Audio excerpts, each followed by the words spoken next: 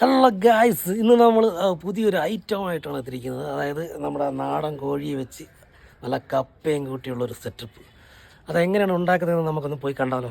നമുക്ക് ആ വീഡിയോയിലോട്ടൊന്ന് പോകും. ഓക്കെ ഗായ്സ്, ആ തിളച്ചെണ്ണയ്ക്ക് അത് കടുവും മുരുവയും എല്ലാം കൂടെ തട്ടിയിട്ടിട്ട് നമ്മൾ കറിവേപ്പിലയും കൂടെ ഇട്ട് ഒന്ന് വാട്ടിയെടുത്തിട്ട് കൊച്ചുള്ളി, കപ്പുള്ളി, ഇഞ്ചി, പച്ചമുളക്, തക്കാളി എല്ലാം കൂടെ ഇട്ട് ഒരു ഇളക്കി നമ്മൾ ആ ചിക്കൻ കറി ഉണ്ടാക്കാൻ പോവുകയാണ്.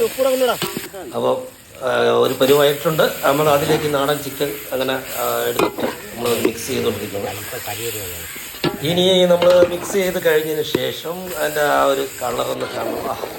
എന്താ അല്ലേ, നാടൻ കോഴിയാണ്.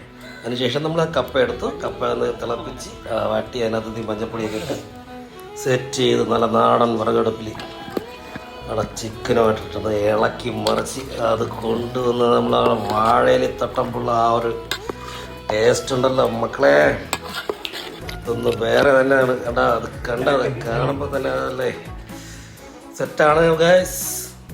നല്ല ടേസ്റ്റ് ഉണ്ടായിരുന്നു. അപ്പോൾ നിങ്ങളും ഒന്ന് ട്രൈ ചെയ്ത് നോക്കുക. ഓക്കെ ഗായ്സ്, ഈ വീഡിയോ ഇഷ്ടപ്പെട്ടാൽ സബ്സ്ക്രൈബ് ചെയ്ത് ലൈക്ക് ചെയ്ത് ഷെയർ ചെയ്യാൻ മറക്കരുത്. അടുത്ത വീഡിയോ ആയിട്ട് വരുന്നതായിരിക്കും.